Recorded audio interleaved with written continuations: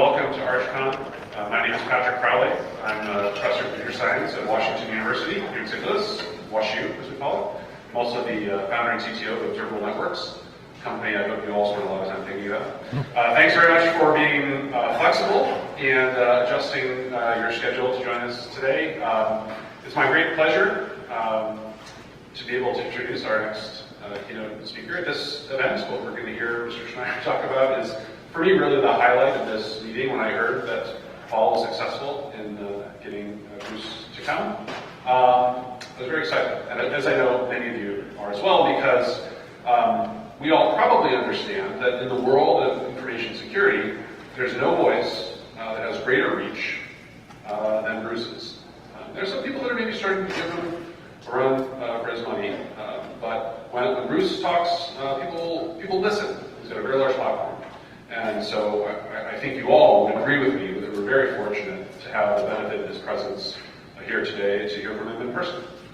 A little bit about Bruce. Famous for crypto contributions, as you all know. He attended and was trained as a physicist at a university that's sort of near and dear to my heart, University of Rochester, an institution not too unlike my own institution, Washington University. He also has a master's degree in computer science. Notably, no formal training in mathematics, so far as I can tell, which is notable for such an accomplished and regarded cryptographer. Bruce is also an entrepreneur. He's a founder of Counterpane Security, which was acquired by BT, and so he has, for some years, been a big company guy, and has now recently gotten back into the startup game with Code3 Systems, a sponsor of this very conference, and there's a table, a very nice table, over in the room next door that I encourage you all to visit. So, without any further distraction, please join me in welcoming our keynote speaker, Bruce Schneier.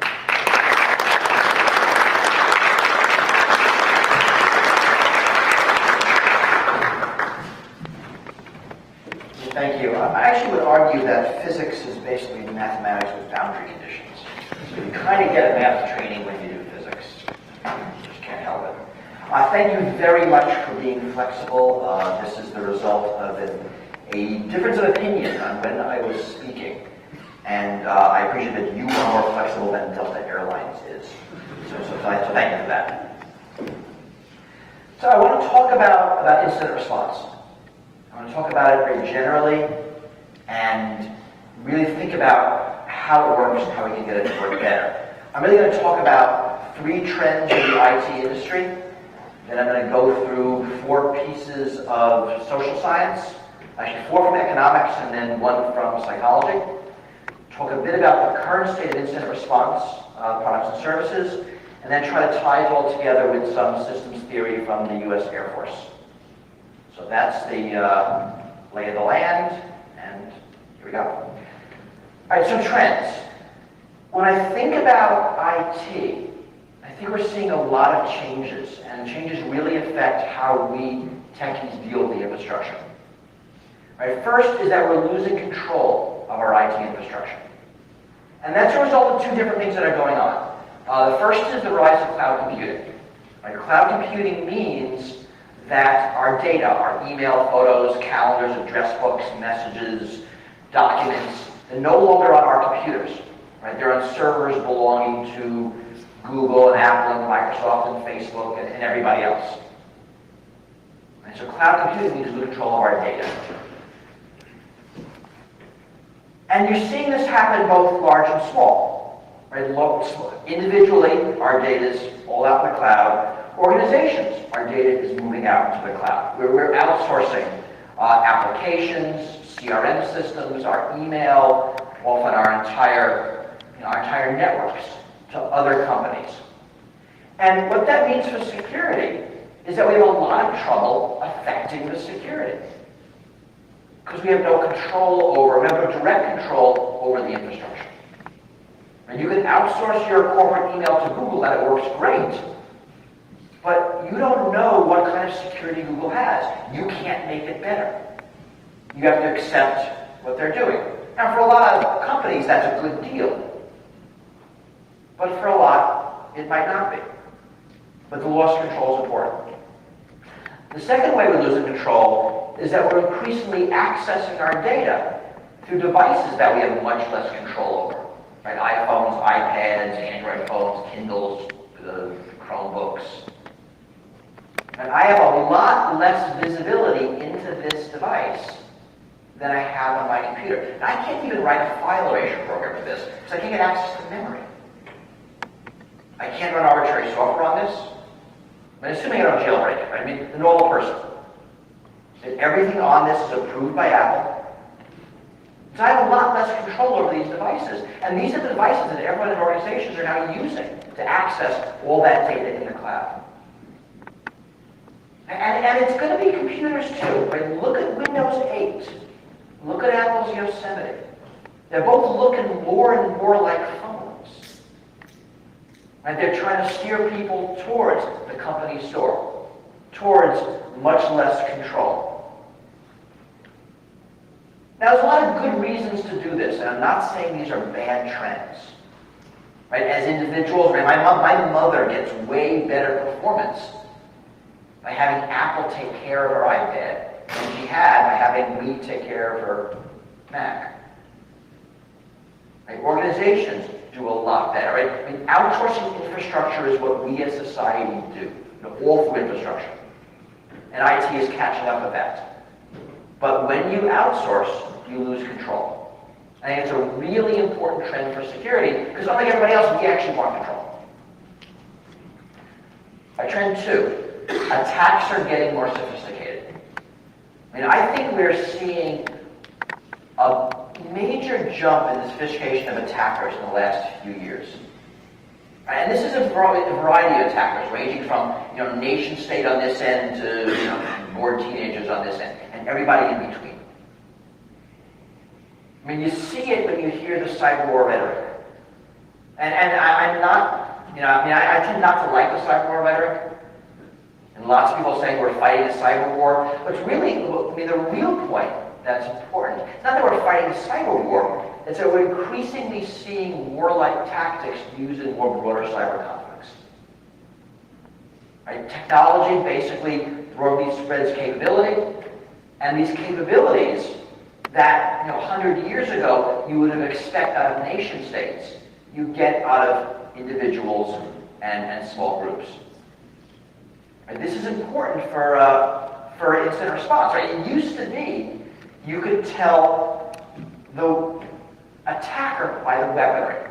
And if we went outside and we saw a tank, we would know a government would be involved because only governments can afford tanks.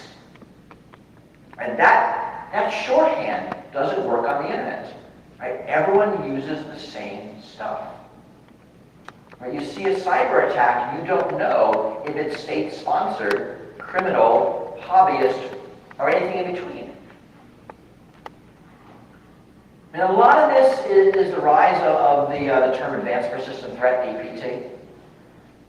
I've kind of had a sort of relationship with that term. I used to hate it. I used to think it was just marketing. But I think I've come around. I think APT captures something really important about some of the attacks today. If you think about cyber attacks, you could classify them along 2 axes, right? Skill and focus. So a low-skill, low-focused attacker is a script kiddie, right? An opportunist. High-skill, low-focus, think of that as identity theft, zero-day exploits. Right? The attack at Home Depot last week. Right? Low-skill, high-focus, those are targeted attacks. High-skill, high-focus, that's APT. And the difference, the reason APT is important is that it's a difference between relative security and absolute security. Right? Against the attackers that attacked Home Depot or Target, right, your security is relative. Because those attackers were looking for credit card numbers, looking for information to commit fraud. They didn't need to target Target. They just happened to target Target. Should have been a better example. Home Depot. Right? If Home Depot was more secure than other companies, the hackers would have gone after them instead. Security is relative. And that's most of what we do in our industry. Against APT, it's absolute security. Right? The Chinese hackers wanted the New York Times, because the New York Times had email from Taiwanese dissidents, and they needed that information. And against that sort of attacker, it doesn't actually matter if the New York Times security is more or less than the Wall Street Journal, because the attackers want it in there. And you know how it works, right? Right now, on the internet, attackers have the advantage. Right? You know, if anybody you know who does penetration testing, and they're good, you know they never fail not to get in. Right? Against a sufficiently funded, motivated, skilled APT, we cannot defend. And we have to deal with this. And I define this very general. I think this is politically motivated hacking, where politics is very broadly defined. Right? Nationalistic, ethical, religious, attacks against big oil, big tobacco, big pharma by activists, companies people love to hate. Used to be Microsoft, now it's Google. Right? Politically charged political candidates, U.S., elsewhere. And we've seen a lot of these non-financially motivated attackers. And non-financially motivated tend to be targeted. And a lot of this is called hacktivism. Some of it's IP theft. In the United States, I mean, lots of people talk about an enormous amount of IP theft going on that really doesn't get a lot of press attention. You know, also financially motivated hacking has gotten more sophisticated. Target attack was pretty sophisticated. Attack against people's photos and on iCloud was not. But we are seeing much more sophisticated attacks. And what's interesting is cybercrime has finally matured as an industry. And the entire supply chain is in place. Right, you know, thieves, fences, mules, it's all there. You can slot into your piece and make a profit. This is very big, this is very international. And this entire process from theft to monetization, very fast, very effective. That was trend 2. Trend 3 is the increasing government involvement in cyberspace. And right now we are seeing much more government involvement, you know, both for good and for bad. Right, both above board and surreptitiously. Right, the regulatory environment is getting much more complicated, both domestically and internationally. I remember listening to someone, it happened just the other day, talking to someone who used to be the CISO at a large infrastructure company. Talked about a major hack that he had about 2 years ago. And his biggest expense was calling a law firm to figure out what he had to do, given the data of people in all those states, all those countries. What are the rules? And that was surprising. That cost more than the forensics. And actually was more important to the corporation than the forensics. Right, a lot more rules out there. We're seeing a lot more nation-state espionage and attack. Right? This has been on the rise as our use of the internet has been on the rise. So we're seeing a lot more state-sponsored attacks against each other and against corporations. I remember earlier this year, the United States indicted in absentia 5 or 6 Chinese military officers for hacking into U.S. corporate networks, not military networks. Right, so there's direct attack. There's also a lot more collateral damage going on. You know, U.S. and Israel fired Stuxnet at Iran, and you know, a bunch of other companies felt the effects. And we've seen examples of countries trying to take down YouTube or Twitter in their own country, affecting the entire internet.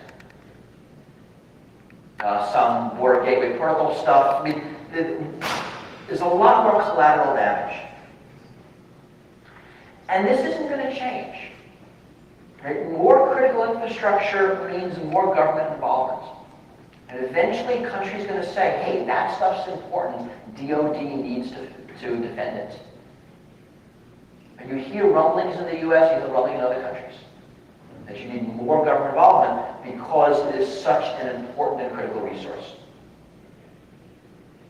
I mean, And right now, we are in the early years of the cyber arms race, and I don't think arms races end well.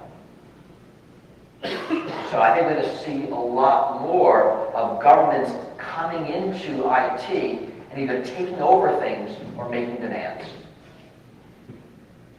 I think it's going to be a real important trend moving forward. All right, those are my trends. Now I want to talk about economics. I have 4 concepts of economics that are relevant to the IT industry and IT security. And I give you these so you can understand what's going on out there when things seem to make no sense. There's a lot of behaviors in the IT industry that seem counterintuitive until you look at the economics involved. The first one is the notion of a network effect. And you've all heard of Moore's Law. There's a lesser-known law called Metcalfe's Law, which says that the volume of a network equals the square of the number of users. Right? The value of a network is the number of pairwise connections.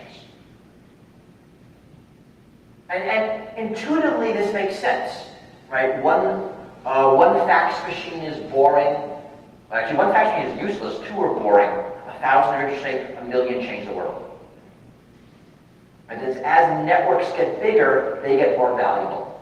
Right? The more of you that are on Twitter, the better it is for me to be on Twitter. So phones, email, SMS, Skype, Facebook users, any of these networks get more value as they get bigger. It's also somewhat true for virtual networks. Right? You know, Windows versus Mac users, iOS versus Android users. If one is much bigger than the other, it's a more attractive platform for everybody else. Right? There's more peripherals, there's more software, there's more cool stuff, there are user groups, there are websites. You know, if you're going to join one of the 2 networks, you're more likely to pick the bigger one. Right, so what network effects mean in IT is that you tend to have a market with a single dominant player. Right, the big naturally get bigger, the small naturally fall away. And a great example is look at social networking sites. I mean, 10 years ago, there were dozens of them. You know, now there's Facebook. And the exceptions are very specialized, like in China. Because it makes sense to join the big one.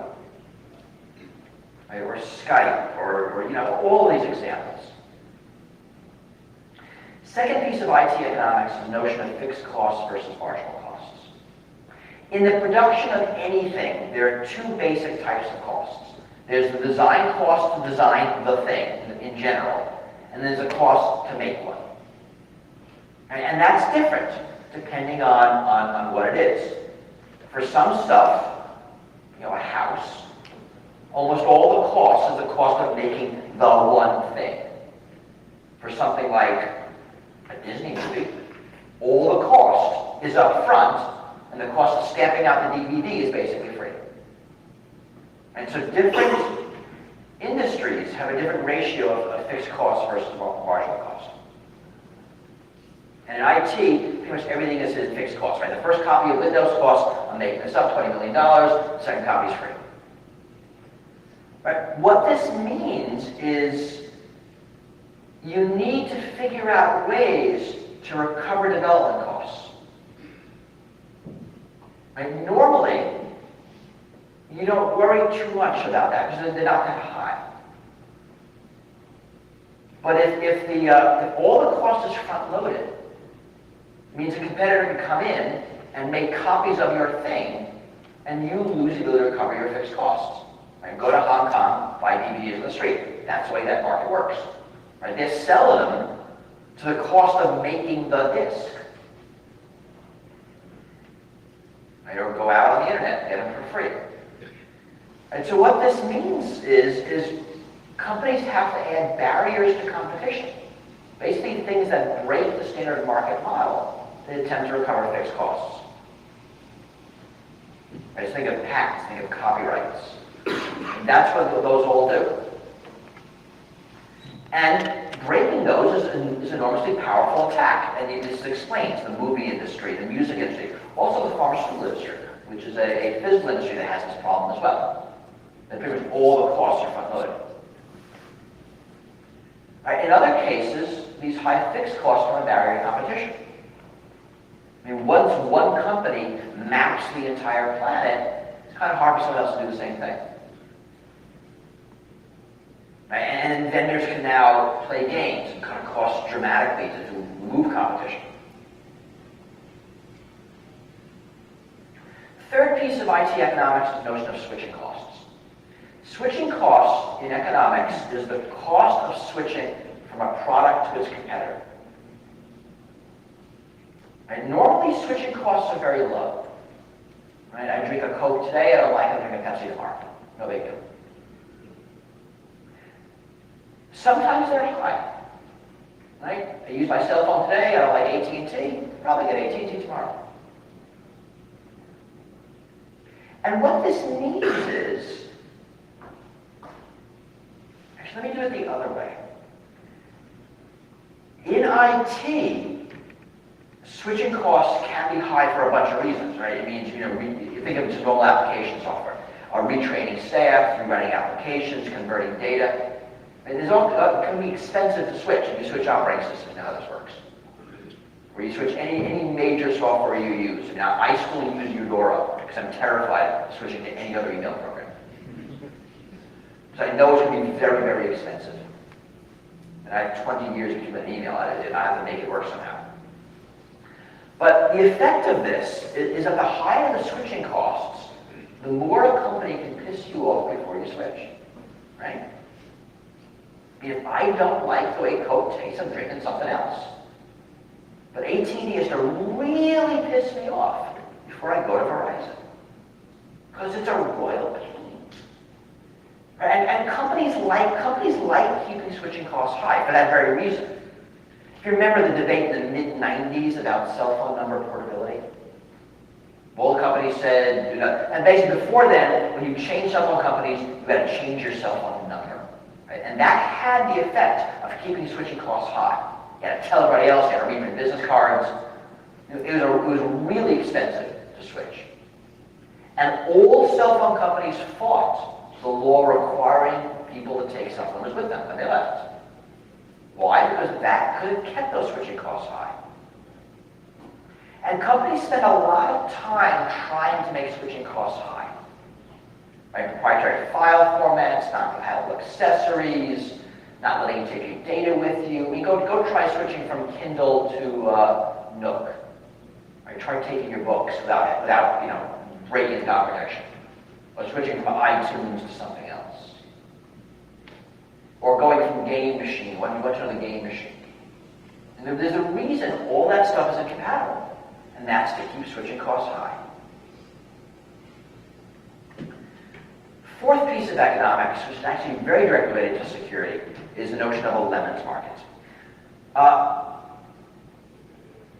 This section is really interesting work. The economist named George Akerlof got a Nobel Prize for this. He's studying markets with asymmetric information in buyer and seller. Basically markets where the seller knows a lot more about the product than the buyer. The market he's looking at for his quintessential example was a used car market.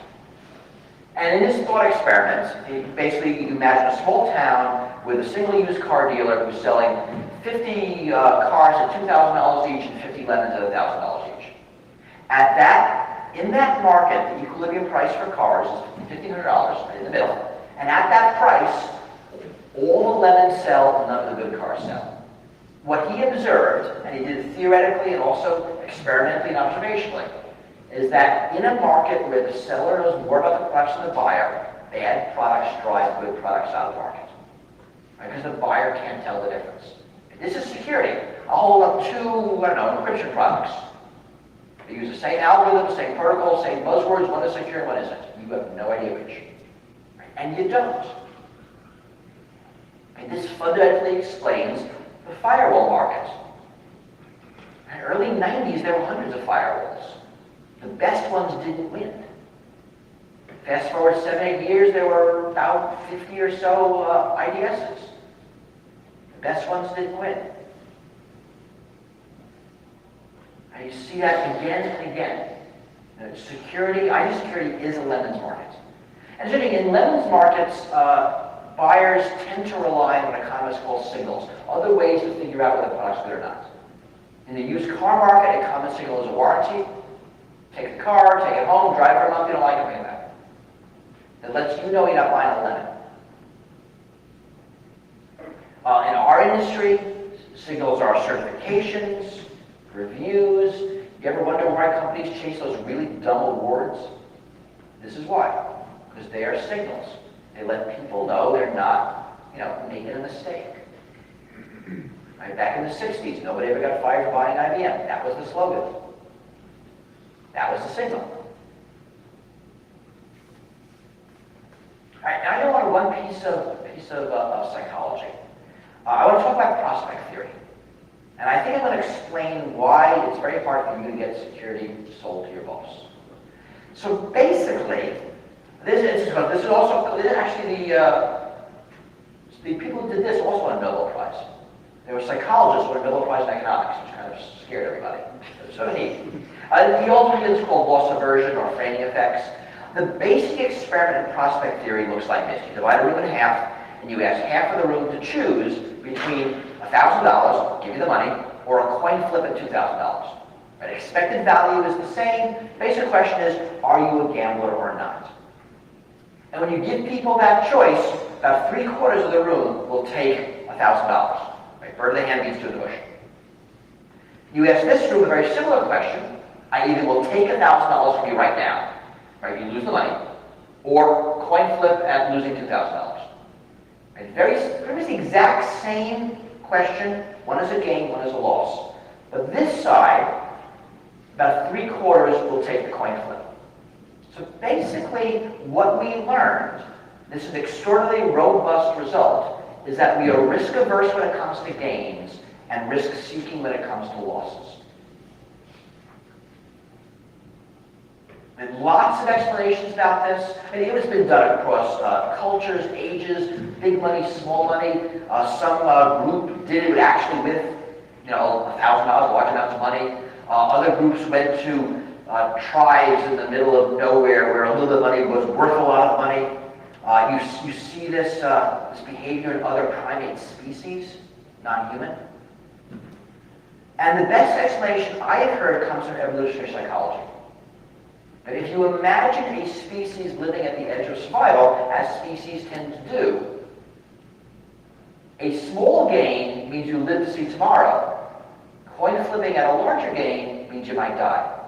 So when it comes to a gain, take the small gain. On the other hand, a small loss means you're dead. A coin flip means half of you are going to live. Right? So the bias makes evolutionary sense, but it carries through to today.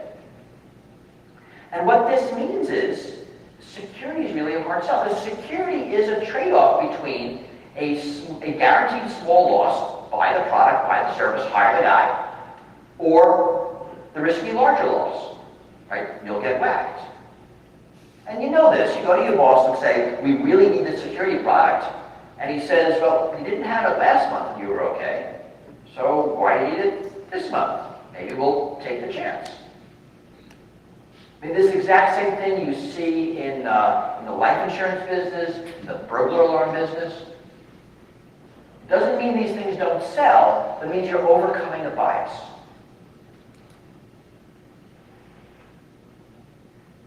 All right, how does this all affect incident response? So I've said for, I guess, like a decade and a half now that security is a combination of protection, detection, and response. Right? And we need response because protection and detection aren't perfect. We need it today more than ever for a bunch of reasons. Right? We've lost control of our computing environment. Attacks are getting more sophisticated. We're increasingly pawns in other people's fights. And companies inherently underinvest in protection and detection. Another thing I used to say back in the 90s was that security is a process, not a product. And I meant that very strategically. And that you can't just buy something and forget about it, that it's a process of continuous evaluation. But tactically, security is both a product and a process. You need both to make it work. And really, to spread it out more, it's people, process, and technology. And that was a phrase I used in the early 2000s. What's changing, right, people, process, technology, is the ratio. And this, I think, is interesting. Right? Conventional wisdom is that people generally don't help with security. The more you can remove them from the system, the better you are. I have a quote from Lori Faith Craner. She's a sort of usability guru at Carnegie Mellon. And she writes, whenever possible, secure system designers should find ways of keeping humans out of the loop. And we kind of all agree with that. And that humans are the biggest security risk. And we've been doing pretty well at keeping people out of the loop. And our successes tend to be successes where people aren't involved. Right? In entirely automated mention systems. Automatic updates, which has been a phenomenal thing for end-user computers. Right? Get people out of the business of saying, yes, I want to update. Happen automatically. Get people secure. And we tend to like that stuff. But here's the thing about response. You actually can't fully automate it. Right? As you move from protection to detection to response, the people-to-technology ratio goes up. Right? Well, protection is a lot easier to automate than responses. Why? All attacks are different, all networks are different, all security environments are different, all organizations are different. Right? The regulatory environment's different, the political and economic considerations are different, the PR considerations are different, and those are often more important than the tech. So this affects the economics of security. Right? A lot of those economic problems are different because incident response products and services are different. Because everything is so unique, so individual, you get less network effects. Your marginal costs are higher relative to your fixed costs. Your switching costs are lower. There's less of a lemons market. And what this means, and I think this is exciting, is that better products and services will do better. That unlike the rest of IT security, it's not a race to average. It's a race to better. It is much less of a first mover advantage. There are far fewer natural monopolies. And I think for us industry, that's a really good thing. Right, so people, process, and technology. The key here is getting this to scale, right? Making this work on a large scale. And Lori Craner's, this is a sentence she wrote after the sentence I read. She wrote, however, there are some tasks for which feasible or cost-effective alternatives to humans are not available. In these cases, systems designers should engineer their systems to support the humans in the loop and maximize their chances of performing their security-critical functions successfully. That when you have people, when you need people, technology needs to make them more effective. I think of any emergency response system. Think of police, think of medical, fire, military. Right? Technology augments the people. And in IT/IR, we need technology that aids people. Right? Not the other way around. Not airport security, where the people aid technology. It's not what you want. It's not going to work here. And the goal here is resilience. And we need our systems to be resilient. Resilience is a whole lot of aspects, right? It's mitigation, survivability, recoverability, adaptability. Kind of think of it as the Y requirements. And this is all about feedback loops. Now let me give this gets me to my last point. There's a concept from the U.S. Air Force called OODA loops, and I actually recommend people look this up. It's very interesting. OODA stands for Observe, Orient, Decide, Act, and it's a feedback loop.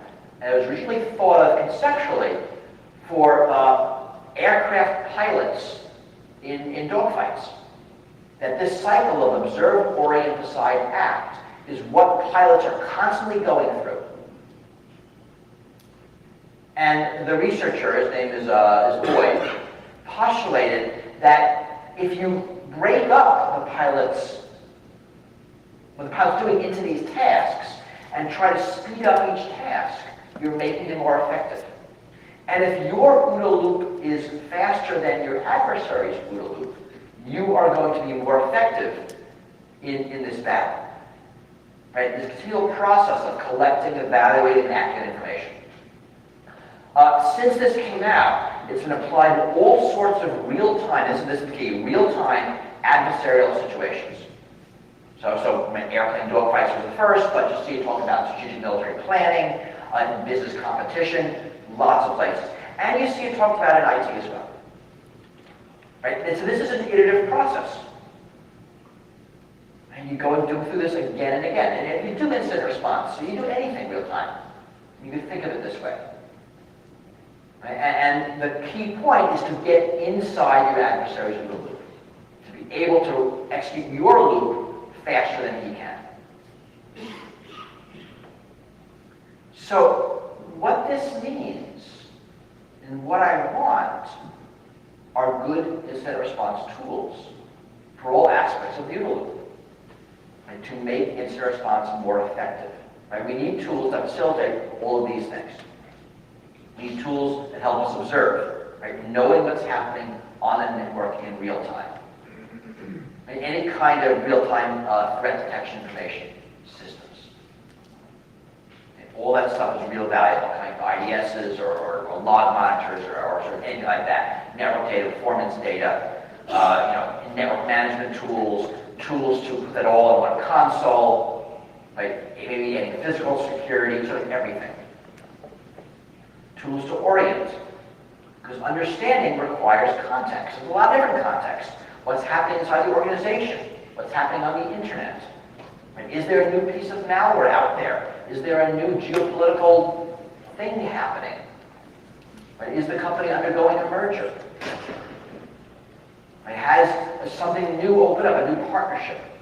And all this requires information, right? From the news, from intelligence feeds to the rest of the organization, right? To orient what's going on, right? Decide, figure out what to do. Surprisingly little exists here in IT to help people decide on what to do. Right? Who has the power to decide? How do they decide? Who approves? How does he approve? How do we make sure that happens? Right? How do we make sure everything we do is justified, approved, auditable? Because it's all important. And then act. How do you get to do the things? This also is hard, because especially in security, incident response, the stuff you have to do probably goes outside your normal permissions. Right? Because you're now in weird, non-normal time. You're in the world of don't ask for permission, ask for forgiveness. Right? Have access to everything, and then justify what you did. Because otherwise you can't move fast enough. So we need tools for all these things. Right? We need tools that are powerful, flexible, intuitive. A lot of the people involved in these parts of the OODA loop are not going to be IT people. It's going to be executives, it's going to be lawyers, it's going to be PR people. There's going to be people outside organizations, you're going to pull in forensics teams who now have to be involved.